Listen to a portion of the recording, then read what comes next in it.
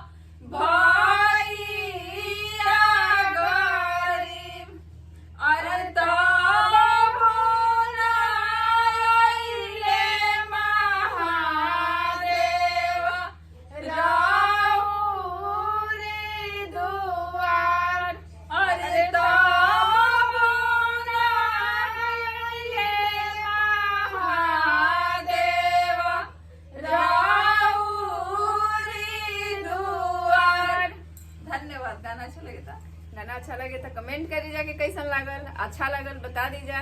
और नए बनी जा चैनल पर तो हमने चैनल को सब्सक्राइब करी जा, वीडियो को लाइक करी जा, शेयर करी जा। जे पारंपरिक गीत सुनत होई हमेशा से सुनात आवत होई, ई अपना घर में ई गाना जरूर सुन ले होई। ऐसे बताई जा कि कैसन लागल। धन्यवाद।